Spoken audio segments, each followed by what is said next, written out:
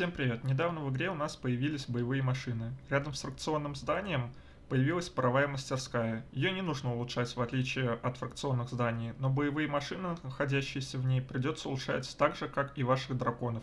Всего на данный момент доступно 3 боевых машины.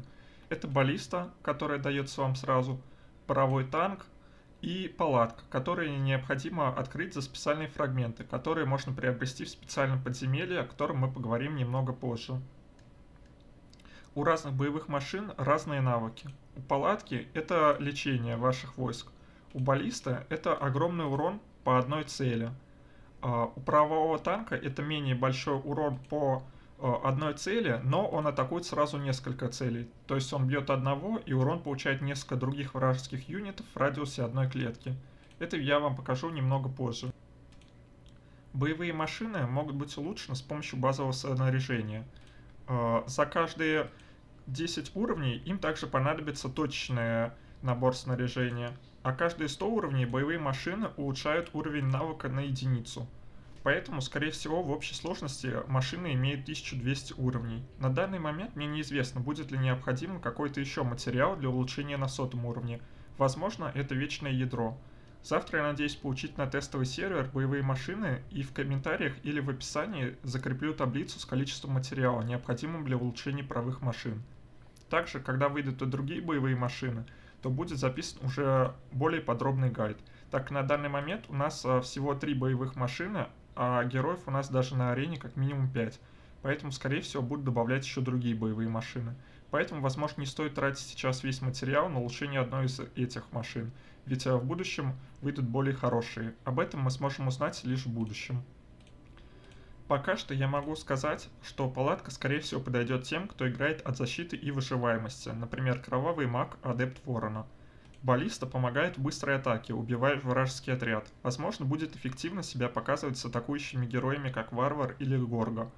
Паровой танк должен неплохо себя показывать против магов с большим количеством стрелков, так как они всегда стоят вместе и будут получать дополнительный урон от атаки по радиусу. Также может быть эффективно вместе с медузами, которые могут не давать вражеским отрядам сделать свой ход. В итоге они останутся на стартовых позициях и будут получать урон по радиусу. Также, возможно, это будет эффективно вместе с использованием ледяного лорда, если у машин после улучшений будет достаточно скорости, чтобы обгонять ранг врага, получившего замедление от ледяного лорда, то паровой танк опять же покажет себя эффективно, используя по максимуму свою особенность.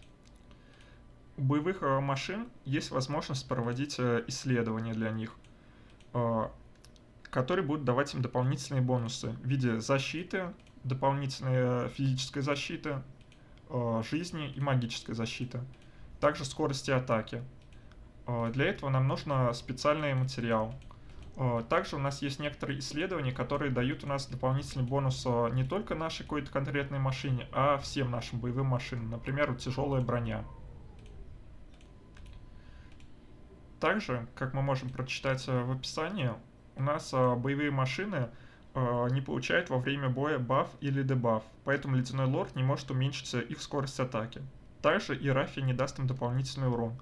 У боевых машин есть долговечность, которая теряется по 1000 единиц после каждого проигранного боя. Когда она опустится до нуля, то вы не сможете использовать вашу боевую машину и придется производить ремонт, который занимает длительное время.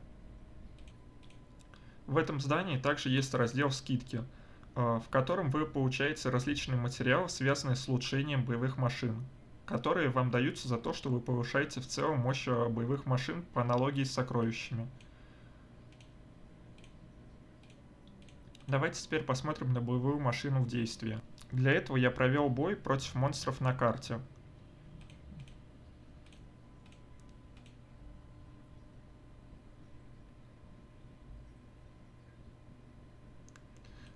Как мы видим, у нас паровой танк имеет низкую скорость и ходит последним. Но если у нас будут на максимум улучшенные исследования, дающие скорость, то танк, скорее всего, будет обгонять некоторых юнитов. Из того, что я видел, боевые машины не являются первоочередной целью для искусственного интеллекта. Поэтому вражеские стрелки и вражеские юниты ближнего боя будут игнорировать вашу боевую машину, пока у вас есть другие войска на поле боя. Чаще всего паровой танк у меня умирал от вражеского навыка, наносящий урон по всем юнитам на поле боя, в том числе и боевую машину. Как мы видим, правый танк атаковал Титана, но за счет атаки убил по радиусу и мага.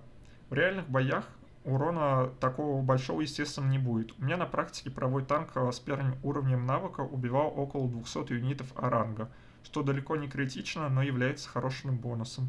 А вот на 10 уровне навыка урон от боевых машин вполне может решать исход боя. Боевые машины у нас экипируются каждому герою отдельно в раздел, где раньше у нас были драконы. Драконы же у нас теперь находятся в другом разделе. Давайте теперь перейдем в подземелье. Это место у нас очень похоже на пустой канал для фракций, но есть сразу несколько отличий.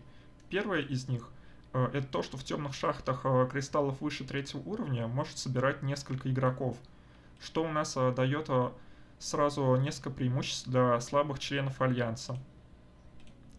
Во-первых, вас не могут напрямую атаковать и отправлять ваши войска в лазарет. За вас будет сражаться союзник, который захватил шахту. Во-вторых, у вас появится возможность собирать не по 5000 кристаллов за раз, а больше. Можно спокойно отправлять героя с Е-рангом и большой нагрузкой. Собирать спокойно по 20 тысяч кристаллов и не заморачиваться каждый раз с поиском новой шахты, тратя на это время. Также, хоть вы и отдаете часть кристаллов тому, кто захватил шахту, но это всего около 5%, в то время как скорость сбора в шахтах выше у нас в 1,5 раза.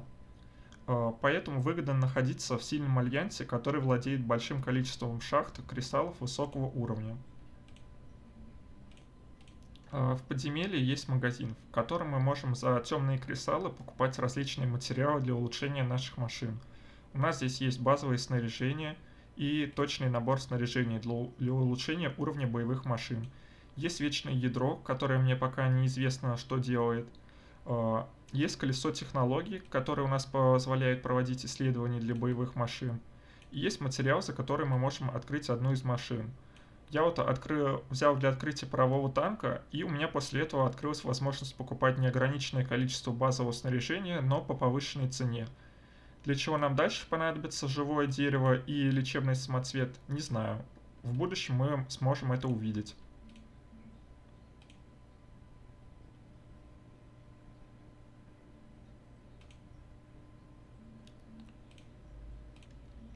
Сегодня у нас появилось событие, связанное с боевыми машинами. Здесь нам нужно за лазер атаковать с робота. И каждый убитый робот — это закрытый этап. Чем выше уровень этапа, тем больше жизни будет у робота. Такое событие у нас было уже в игре, связанное с Еди вроде как. Здесь адаптировали это под боевые машины. Так, вот так вот у нас проводится сам бой, соответственно. И за каждый этап у нас закрытый, мы, соответственно, получаем материал для улучшения наших машин. За рейтинг, к сожалению, у нас нету материала для улучшения наших машин. Как вы могли заметить, что у нас на канале совсем недавно стало 7000 подписчиков. Всем спасибо за поддержку, следите и дальше за нашим каналом. В ближайшее время, скорее всего, в одном из видео будет подарочный код, так что будьте внимательны. Кто еще не подписался, подписывайтесь, ставьте лайки, пишите комментарии, что вы думаете о нововведениях. Всем пока!